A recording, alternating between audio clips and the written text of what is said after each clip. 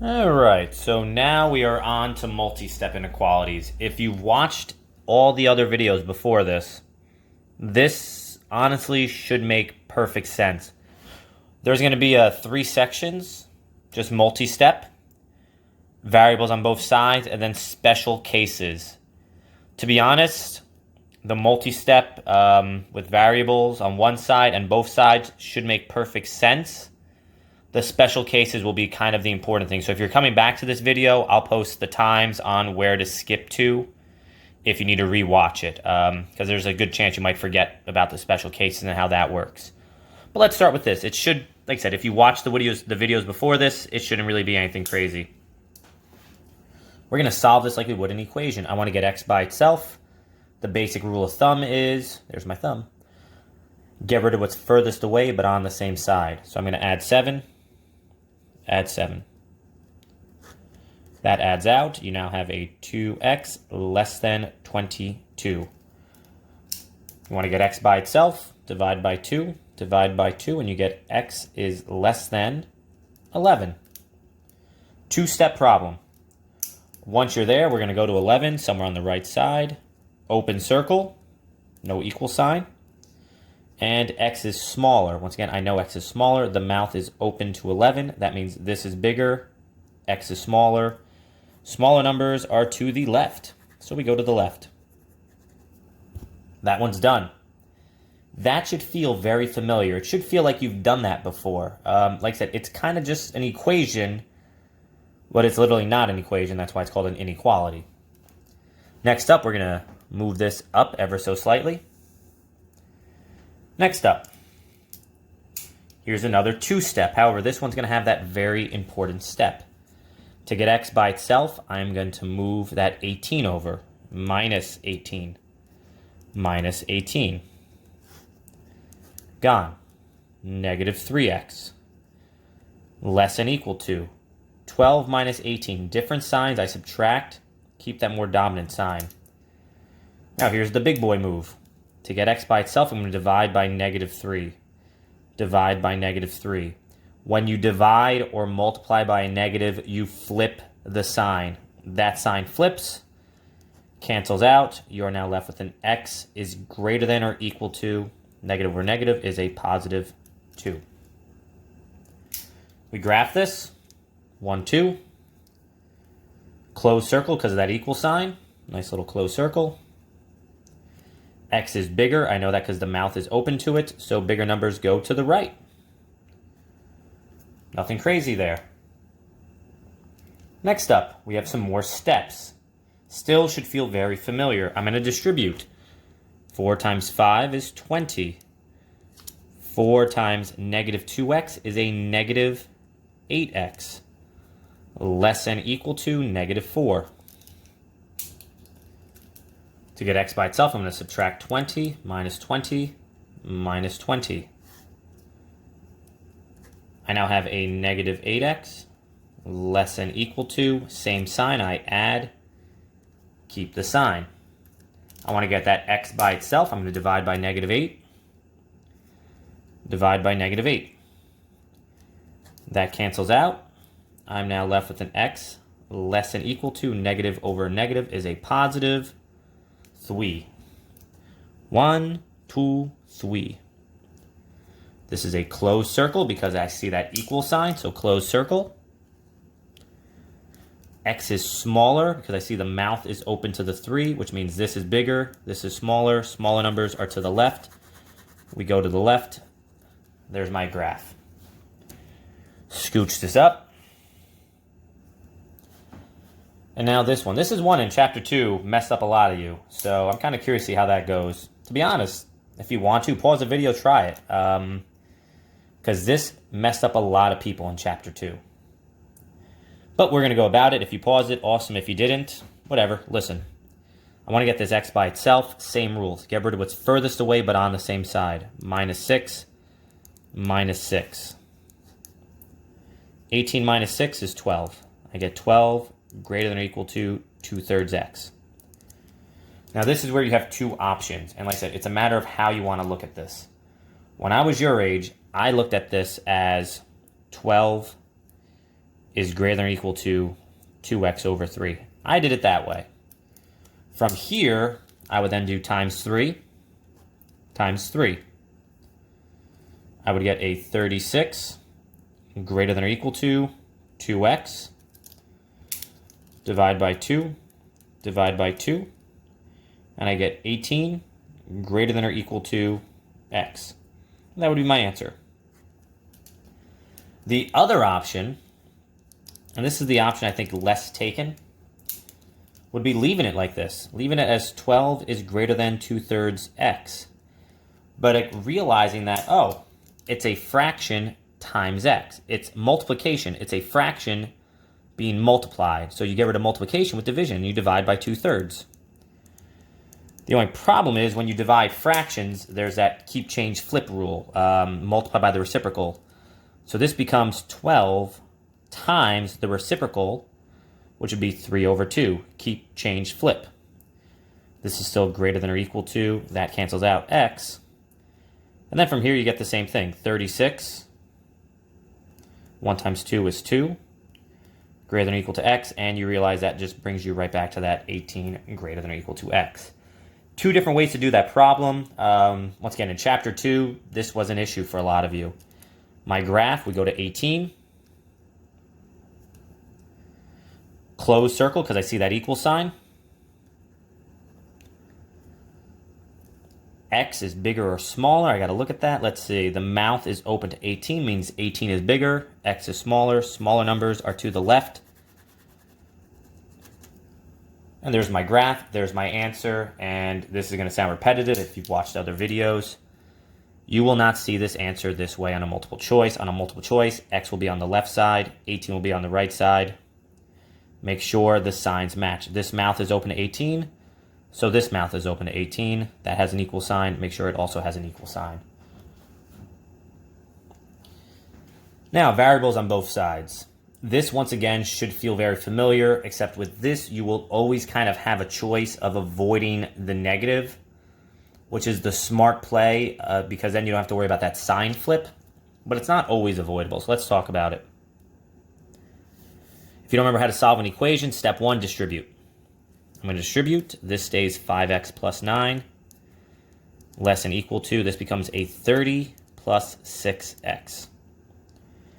The next step after you distribute would be to combine like terms. I don't have any like terms, so then the next step, move your variable to one side. I have a 5x and a 6x. I'm going to move that 5x over.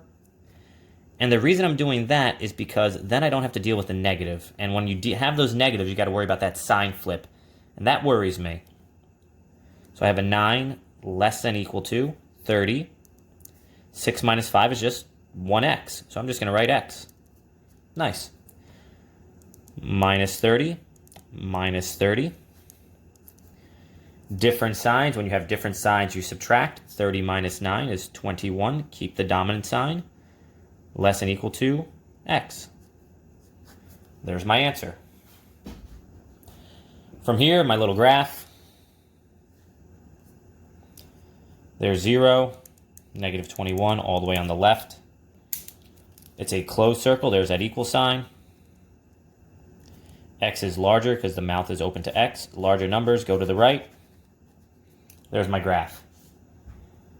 If you would have done it the other way, if I would have brought that 6 over here, what would have happened is you would have had a negative x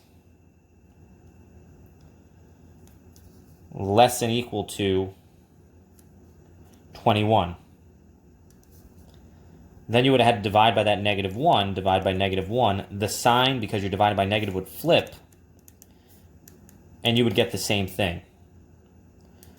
But like I said, this is where you have that little bit of choice, and you have that ability to kind of avoid this annoyance. Like I said, it's Baker's choice there. Whatever you want to do, you do. Both of them will give you the same answer. Next up, slide that up. Distribute. So this is 3x greater than or equal to, lots of distributing.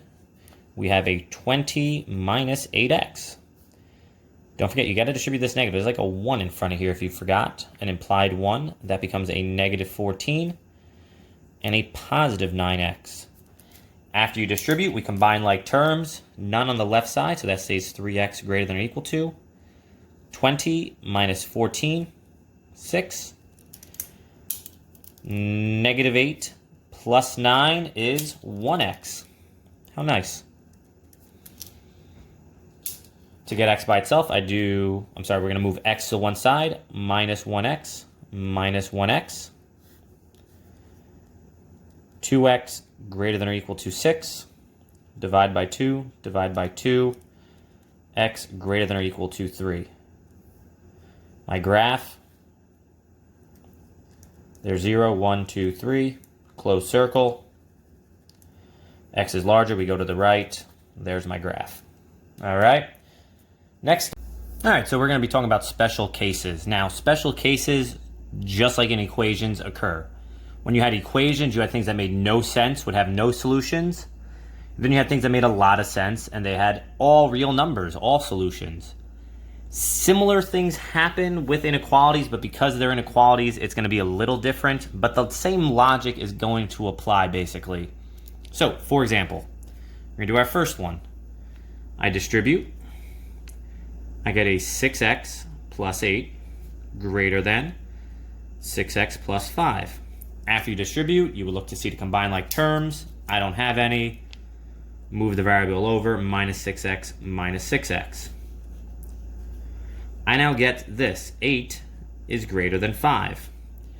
And I go, crap, what the hell does that mean? And it just means you have to look at it and see, does it make sense? I didn't make any mistakes. So now I'm looking at 8 is greater than 5, and I go, yeah, 8 is greater than 5. This makes sense. It makes a lot of sense. It makes a lot of sense because it is all real numbers.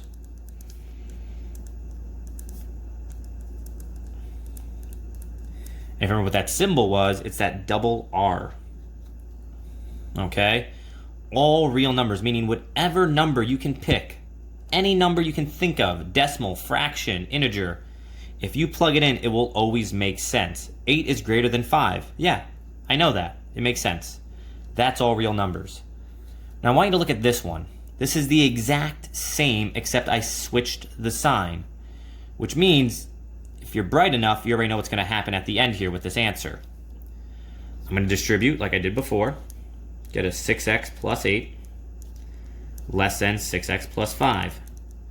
Same exact setup. I'm going to do a minus 6x minus 6x. Those cancel out. I'm left with an 8 is less than 5. And I'm like, wait, crap, that doesn't sound right. 8 is less than 5. That doesn't make sense. It makes no sense. It makes no sense because there is no solution. If you remember, the symbol for no solution was the null set. A little circle with a big old slash through it. That's the null set. The set of numbers with nothing in it. Okay? Those are special cases. And that should be very familiar to you.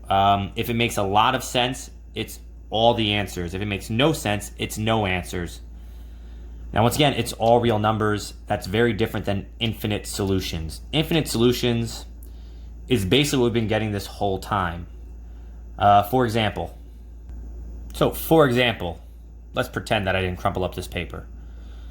When you get an answer like x greater than 2, which is a pretty normal looking answer for this chapter, this is infinite solutions. You want all numbers greater than 2. What numbers are greater than 2? 3, 4, 5, 6, a lot of them. However, it's not all the numbers. X greater than 2 is all the numbers larger than 2, but it does not include any of these numbers. It doesn't include 1, it doesn't include 0, it doesn't include any negatives. So it's infinite. It's infinitely going to the right. It's all the numbers to the right. 1,000, 229 million. But it's not -1, it's not -2, it's not -3. So an answer like this is infinite, but it's not all solutions, okay? Whereas this is all of them. It's everything on the number line, okay? And that's kind of the difference.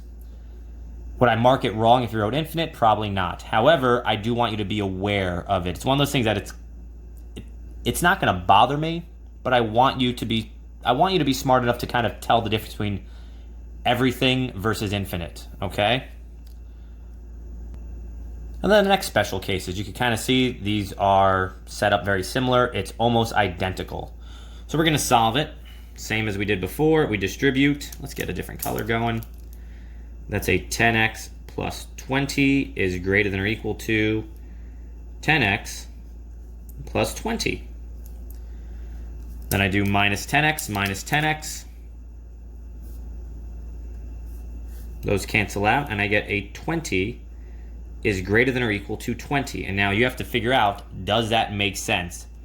Okay, because there's no x anymore. So it's not x is greater than or x is less than. It's none of that. It's either everything or it's nothing. So is 20 greater than or equal to 20? And the key is that equal sign. It's greater than or equal to. And 20 is equal to 20. So this makes sense.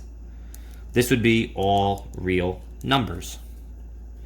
Now the reverse, if you look at this, I'm missing that equal sign. So once again, if you're kind of playing this game, you already know what this answer is going to look like. But I'll do the work. We have a 10x plus 20 is greater than a 10x plus 20. Minus 10x minus 10x. And I get 20 is greater than 20. And I'm like, does that make sense? Is 20 greater than 20? Is 20 bigger than 20? And I'm like, no, they're the same. I need that equal sign for it to make sense. Without it, this no longer makes sense. 20 is not greater than 20. It's equal to 20. So this one would be no solution, okay?